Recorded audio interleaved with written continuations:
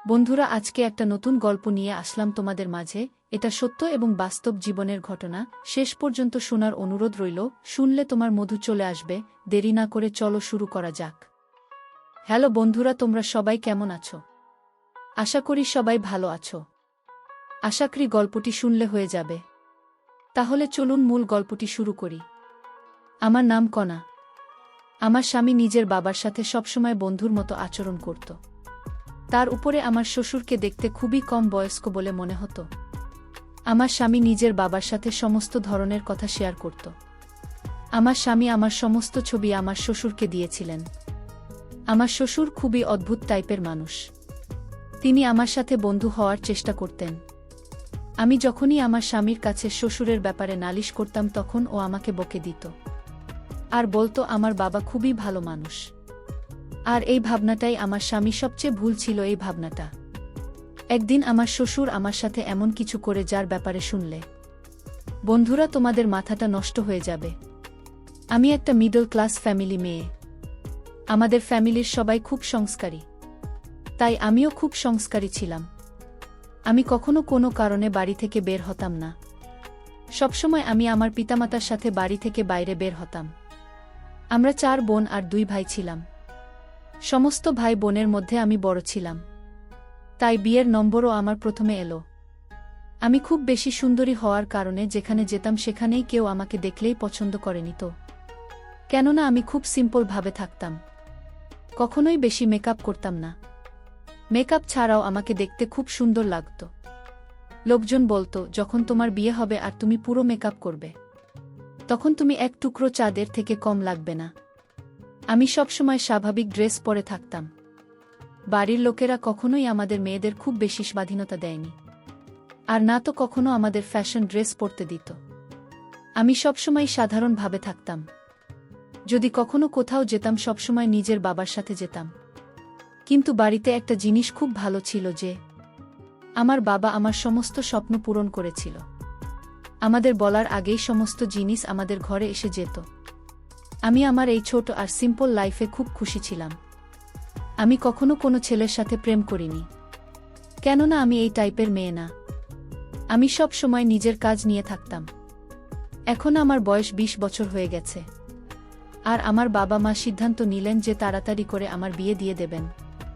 আমার বাবা মা আমার জন্য এমন একটা সম্বন্ধ দেখছিলেন যা আমাদের মতো সিম্পল হবে। তার সাথে সাথে আমাদের ফ্যামিলির সাথে মিলে আমার বাবা মায়ের কথা ছিল, ছেলের পড়াশোনা জানার সাথে সাথে দেখতে স্মার্ট হতে হবে। কেননা আমার বাবা মা চাইতেন না যে আমার বিয়ে এমন কোনো ছেলের সাথে হোক যে দেখতে ভালো নয়, তার না তো বেশি পড়াশোনা জানে। কেননা এর আগে আমার জন্য অনেক সম্বন্ধ এসেছিল, কিন্তু আমি পড়াশোনা করছিলাম বলে বাবা মা আমার বিয়ে দেননি। এখন যদি আমার বিয়ে কোনো যেমন তেমন ছেলের সাথে হয়, তাহলে লোকের নানান কথা শুনতে হবে। তারা বলতো যে মেয়ের জন্য যখন ভালো ভালো সম্বন্ধ এসেছিল তখন মেয়ের বিয়ে দিলে না, আর এখন যেমন তেমন ছেলের হাতে নিজের মেয়েকে তুলে দিলে। আমার জন্য এক সেরকমই ছেলের সময় এলো। ছেলে অনেক পড়াশোনা, হাই ক্লাস 5, ওদের নিজস্ব বিজনেস, আর ওদের অনেকগুলো বাড়িও ছিল, আর ওদের ফ্যামিলিতে শুধুমাত্র ওর বাবা ছাড়া আর কেউ নেই। এইসব বন্ধ এলে আমার বাবা মায়ের এসব বন্ধ খুব পছন্দ হয়, কেননা ছেলের ফ্যামিলিতে বেশি লোক নেই। আর এই সময়টা এত ভাল ছিল যে না করার কোনো কারণই ছিল না। আর ছিল যখন আমার ছবি দেখে তখন সে আমাকে পছন্দ করেনি। আমার বিয়ে পাকা হয়ে গেল, আর কিছুদিন পরেই বিয়ে হয়ে শ্বশুরবাড়িতে এসে গেলাম। শ্বশুরবাড়িতে কোনো মহিলা নেই, আর শুনেছিলাম যে আমার স্বামী তার বাবার সাথে খুব ফ্রেন্ডলি ছিল, আর দুজনে নিজেদের মধ্যে এমনভাবে থাকে যেন তারা দুজন বেস্ট ফ্রেন্ড। দুজনেই নিজেদের মধ্যে একে অপরের সমস্ত কথা শেয়ার করতে। আমার শাশুড়ি অনেক বছর আগেই মারা গিয়েছেন, যদিও আমার শ্বশুরকে দেখতে খুবই স্মার্ট, আর তাকে দেখে মনে হতো না যে আমার স্বামী তার ছেলে, যেন মনে হতো আমার স্বামীর বড় দাদা। আমার স্বামীর নাম আসলাম। তাকে আমার খুব পছন্দ হয়েছিল, কেননা সে নিজের বাবার মতো খুব স্মার্ট ছিল। আমার শ্বশুর সবসময় সেজেগুজে থাকতেন। তিনি ছেলের কারণে দ্বিতীয় বিয়ে করেননি, কারণ তিনি মনে করতেন তার দ্বিতীয় স্ত্রী তার ছেলেকে নিজের মায়ের মতো ভালোবাসা দিতে পারবে না। সেই কারণেই তিনি আর বিয়ে করেননি। আমার স্বামীর ব্যবহার খুব ভালো। সে বিদেশে থেকে পড়াশোনা করত। পড়াশোনা শেষ হওয়ার পরে সেখানে শহরে নিজের ব্যবসায় চালায়। যখন বিয়ে হয় আমি শ্বশুরবাড়িতে এলাম। তখন দেখলাম আমার শ্বশুর আমার সাথে খুব ইয়ার্কি ফাজলামি করেন। আমার শ্বশুর কাজের জন্য বেশিরভাগ সময় গ্রামেই থাকতেন। শুনেছি তার একটা বাংলো আছে। তার শ্বশুর সেই বাংলোতেই থাকতেন। এদিকে আমার স্বামী ঢাকা শহরের বাড়িতেই থাকত। যখন আমার শ্বশুরের মন হতো তখন এখানে এসে থাকতেন। আর যখন মন চাইতো তখনই ঘর বাংলোতে থাকার জন্য চলে যেতেন। আমার স্বামী আমাকে নিয়ে খুব খুশি ছিল। সে বলতো, আমি জানতাম না যে এত সিম্পল আর সংস্কৃতি বা মেয়ে আমার জীবনে আসবে। সে তো বিশ্বাসই করতে পারত না যে আজকের যুগে এতটা সংস্কারী আর সিম্পল মেয়ে এখনও আছে, কেননা মডার্ন যুগ আর সব মেয়েরাই এই যুগে নিজেকে মডার্ন বানিয়ে রাখতে চায়। কিন্তু আমার স্বামী বলতো, তুমি যত সিম্পল থাকতো সুন্দর লাগে, তোমার সিম্পলই তোমার সৌন্দর্যের পরিচয়। আমার শ্বশুর আমাদের বিয়ে উপলক্ষে ঢাকায় এসেছিলেন। বিয়ের 7 দিন পরেই শ্বশুর আমার স্বামীর হাতে হানিমুনে যাওয়ার জন্য ইউরোপের টিকিট ধরিয়ে দিন। আমার স্বামী শ্বশুরের সারপ্রাইজ পেয়ে খুব খুশি হয়। এরপরে আমরা ফ্রান্সে হানিমুনে চলে এলাম। এখানে যখন আমরা এলাম, আমি আমার শ্বশুরের ফেসবুক পেজ চেক করে দেখলাম তার অনেক ফলোয়ার, যার মধ্যে বেশিরভাগ নিয়ে। তার এত ভালো ভালো ছবি আপনি ছিল যে তাকে দেখে কেউ বলতে পারবে না যে উনি একজন বয়স্ক মানুষ। এত ইন্টারেস্ট থেকে আমি অবাক হয়েছিলাম। এত বয়স হওয়ার পরেও তার হাবভাব 25 বছরের যুবক ছেলেদের মতো। কিন্তু আমি ভাবছি তিনি যদি এরকমই হন তাহলে বিয়ে করেননি কেন? আমার স্বামী এটাও বলতো যে বাবা মার দেখাশোনা খারাপ করতে চাইতেন না বলে তিনি বিয়ে করেননি। আর সত্যি আমার শ্বশুর নিজের ছেলের খুব খেয়াল রাখতেন। এই কারণেই আমার স্বামী নিজের বাবাকে খুব বেশি ভালোবাসতেন। আমার শ্বশুর নিজের ছেলেকে দুনিয়াতে সমস্ত খুশি দিয়েছিলেন। আমার স্বামী তাকে যা বলতো তিনি সে রকমই করতেন। কিন্তু হানিমুনে থাকার সময় আমি একটা জিনিস লক্ষ্য করেছি যে আমার স্বামী আমার যত ছবি তুলেছেন তার সমস্তই তার বাবাকে শেয়ার করত। আর আমার এই ব্যাপারটা খুব অদ্ভুত লাগত। ইউরোপে আমি মডার্ন টাইপের ড্রেস পরতাম যাতে কোথাও না কোথাও গিয়ে আমার শরীরও নজরে আসত। এই জায়গায় এরকম ছিল, এখানে সমস্ত লোকই এরকম জামাকাপড় পরত আর যে যার মতো থাকত। কিন্তু আমার স্বামী এই ব্যাপারটা ভালো লাগেনি যে আমরা যত ছবি তুলেছি তার সমস্তই নিজের বাবাকে দিয়েছিল।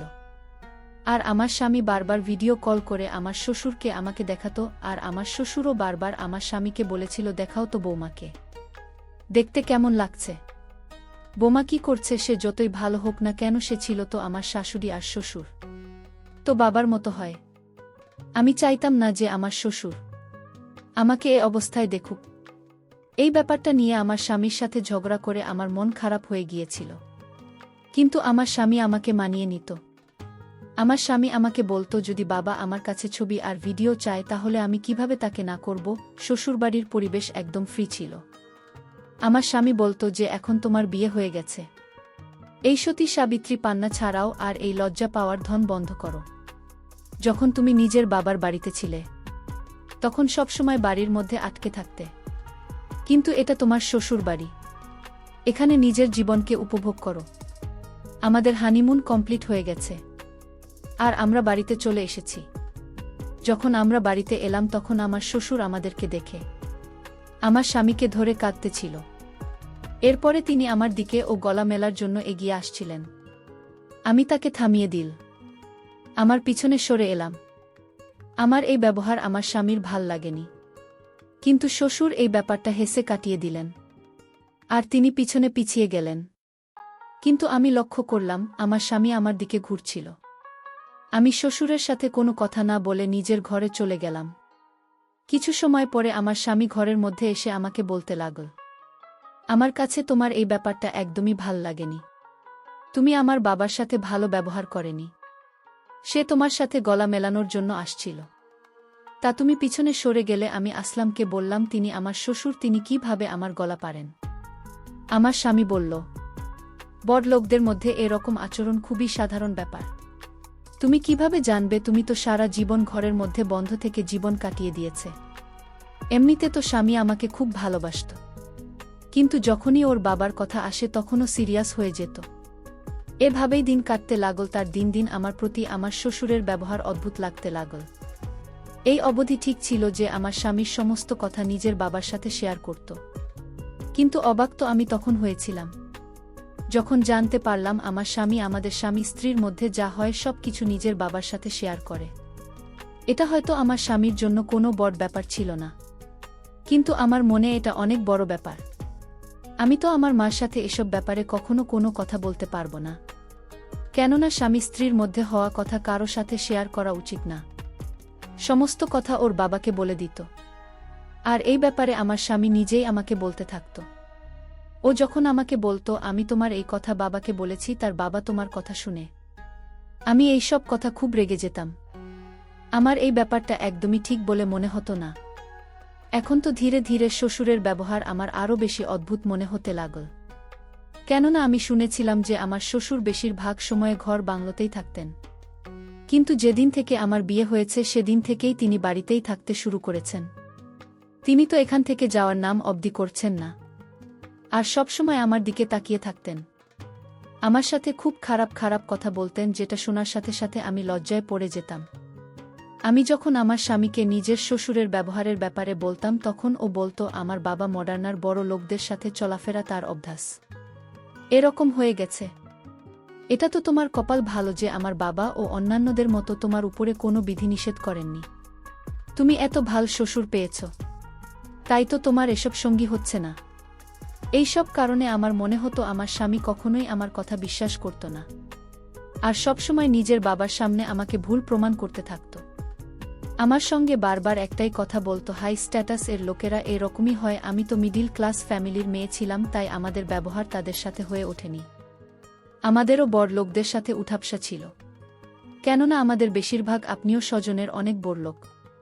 মাঝে মাঝে আমার মনে হতো আমার স্বামী আমার সম্মানের কোনো পরোয়াই নেই তো, কেননা আমি শ্বশুরের খারাপ ব্যবহারের কারণে তার সাথে কথা বলা বন্ধ করে দিয়েছি। আমার স্বামী বলতো আমার বাবার এই বাড়িতে থাকা অবস্থায় কখনো যেন এরকম মনে না হয় যে তুমি তার সাথে কথা বলছো না, যদি এরকম হয় তাহলে আমার থেকে খারাপ কিছু হবে না। আমি এখানে বিয়ে হয়ে আসার পরে খুব বড় সমস্যায় ফেঁসে গেছি। একদিকে শ্বশুরের ব্যবহার আমার পছন্দ হতো না, আর অন্যদিকে আমার স্বামী আমার কোনো কথাই বুঝতে চাইত না। প্রথম প্রথম আমার স্বামীর ব্যবহার আমার সাথে ভালোই ছিল, কিন্তু যখনই ওর বাবার কথা আসে তখন ও আমাকে খুব অপমান করত। একদিন তো আমরা একটা অনুষ্ঠানে গিয়েছিলাম, আর ওখানে তো আমার শ্বশুর সমস্ত সীমা পার করে দিয়েছিলেন। আমার শ্বশুর নিজের বন্ধুদের সঙ্গে আমার পরিচয় করালো। আমার শ্বশুরের বন্ধুরাও তার মতোই পুরো যুবক দেখতে। আমার শ্বশুর বারবার নিজের বন্ধুদের সাথে আমার পরিচয় করাতো, আমার এসব একদমই পছন্দ হচ্ছিল না। তাই আমি আমার স্বামীকে বললাম যে দেখো, তোমার বাবা তার বন্ধুদেরকে বারবার আমাকে দেখাচ্ছেন, নিজের বোমাকে নিজের বন্ধুদের দেখাতে। আমার স্বামী বলল, শুরু হয়ে গেল। সে বলল, কনা প্লিজ, তুমি পুরনোদের চিন্তাধারা থেকে বের হব। আমরা প্রথমবার বিয়েতে এসেছি, কিন্তু আমাকে চেনে না, আর তাই তো বাবা সবাইকে তোমাকে চিনিয়ে দিচ্ছেন। আমি আমার স্বামীকে যাই বলতাম না কেন, ওর কানে আমার কথা ঢুকত না। আমার এখন ভিতরে ভিতরে ভয় করতে শুরু করেছে, কেননা আমি বুঝতে পারছি যে আমার সামনে নিজের বাবাকে যতটা ভালো মনে করি তিনি সেরকম একদমই না। তখনকার উদ্দেশ্য বদলে যায়, আমরা বুঝতেও পারি না। একদিন আমার স্বামী বলল কাজের কারণে তাকে একদিনের জন্য শহরের বাইরে যেতে হবে। আমি আমার স্বামীকে বললাম, আমাকে তোমার সাথে নিয়ে চলো, আমি বাড়িতে একা থেকে কি করব। আমার স্বামী বলল, আমি লোকদের সাথে মিটিং করতে ব্যস্ত থাকব, তাই তোমাকে সময় দিতে পারবো না। আমি বললাম, তাহলে তুমি আমাকে আমার বাবার বাড়িতে রেখে এসো। অনেক দিন হয়ে গেছে, আমি আমার বাবার বাড়িতে যাইনি, যখন তুমি ফিরে আসবে তখন আমাকে নিয়ে এসো। কিন্তু আমার স্বামী আমার এই কথাতে রাজি হল না। তার বল, এখন তোমার বাবার বাড়ি শ্বশুর বাড়ি, এটাই শুধু একদিনের তো ব্যাপার, আর বাড়িতে বাবা থাকবে তোমার খেয়াল রাখার জন্য। আমি মনে মনে ভাবলাম, আমার সবচেয়ে বেশি ভয় তো তোমার বাবাকে নিয়ে, কেননা কখনো কখনো কথায় কথায় আমার শ্বশুর আমার সাথে সেলফি তুলতে চাইত। আমি আমার শ্বশুরের উপরে খুব বেশি বিরক্ত ছিলাম, মনে মনে চাইতাম সে যেন তার ঘর বাংলাতে চলে যায়। কিন্তু যখন থেকে আমার বিয়ে হয়েছে তখন থেকেই তিনি ঘর বানাতে যাওয়া ছেড়ে দিয়েছেন। আমার স্বামী মনে করত যে আমার শ্বশুর আমার খেয়াল রাখবে, কিন্তু আমি শ্বশুরকে নিয়ে বেশি ভয় পেতাম। আমার মনে হতো যে আমি তার বৌমা নয়, তার কোনো গার্লফ্রেন্ড যাকে সে বিয়ে করতে চায়। কিন্তু আমি পরিষ্কার শব্দে আমার স্বামীকে বলতে পারছিলাম না, কেননা আমি জানতাম যে আমার স্বামী আমার প্রতি বিরক্ত হয়ে যাবে, আর তাই আমার স্বামীকে এ ব্যাপারে কিছু বললাম না। স্বামী আমাকে রেখে শহরে চলে গেলেন। এইদিকে আমি আর আমার শ্বশুরবাড়িতে। আমার মনে মনে অনেক ভয় হতে শুরু করল। আমি রাতের খাওয়া দাওয়া শেষ করে নিজের রুমে ঘুমাতে গেলাম। আমি রুমের দরজা ভিতর থেকে নল করে ঘুমিয়েছিলাম। রাত যখন 1টা বাজে তখন আমার রুমের দরজায় নক করল। আমি বুঝতে পারছিলাম এটা শ্বশুর আব্বাই ছাড়া আর কেউ না। আমি রুমের ভিতর শুয়েছিলাম। আমি যখন শ্বশুরের ডাকে সাড়া দিইনি, তখন শ্বশুর আব্বা জোরে জোরে দরজায় নক করতে থাকে। আমার ভয় সারা শরীর কাঁপতেছিল। আমি দরজায় আওয়াজ পেয়ে আমি বলেছিলাম, কে? শ্বশুর আব্বা বলল, বোমা আমি তোমার শ্বশুর আব্বা। দরজাটা একটু খোল। দরকার ছিল। আমি আর রুমের দরজা না খুলে পারলাম না। আমি রুমের দরজা খুলে দিলাম। শ্বশুর আব্বা তখন আমার রুমে ঢুকল। আমি বললাম, শ্বশুর আব্বা এত রাতে আমার রুমে কেন আসলেন? শ্বশুর আব্বা বললেন, কেন তোমার রুমে আসতে কি আমার মানে আছে? শ্বশুর আব্বা বলল, বোমা আজ বাড়িতে কেউ নেই। আমি এতদিন যে মনের ভিতর আশা লালন পালন করে যাচ্ছি, আজ তা পূরণ হবে। আমি বললাম, কিসের আশা? আপনি এসব কি বলছেন? আপনি ভুলে গেছেন আমি আপনার বোমা। আপনি নিজের স্থানে থাকুন, আমার স্থানে আসার চেষ্টা করবেন না। তাহলে আপনার ছেলে বাড়িতে আসলে কিন্তু আপনার সমস্যা হবে। শ্বশুর আব্বা একটা হাসি দিয়ে বললেন, তুমি আমার ছেলেকে সত্যি কথাটা বললেও সে বিশ্বাস করবে না। এই কথা বলতে আমি শ্বশুর আব্বাকে একটা জোরে ধাক্কা মেরেছি। শ্বশুর আব্বা দেওয়ালে গিয়ে চাপ খেল। সুরের মাথায় আঘাত লাগে। আর এই সুযোগে আমি বাড়ি থেকে পালিয়ে চলে আসলাম। যে বাড়িতে বোমার কোনো মান সম্মান থাকে না, আর সেই বাড়িতে আমিও থাকব না। তারপর আমি শ্বশুরের সমস্ত কিছু উল্লেখ করে স্বামীর কাছে পাঠিয়েছিলাম। আর আমি তাকে ডিভোর্স লেটারটাও পাঠিয়ে দিলাম। আমি বুঝতে পেরেছিলাম আমার সংসার এই ঘরেই হবে না। কারণ যে শ্বশুর আর স্বামীর মধ্যে কোনো পার্থক্য নাই, বোমাকে স্বামীও পেতে চায়, আবার শুরু পেতে চায়, এটা কোনোভাবে সম্ভব ছিল না আমার পক্ষে। কারণ আমার মা বাবা এই ধরনের শিক্ষা আমায় দেয়নি। তো বন্ধুরা, আজকে এই পর্যন্ত। সবাই ভালো থাকবেন, সুস্থ থাকবেন। ধন্যবাদ।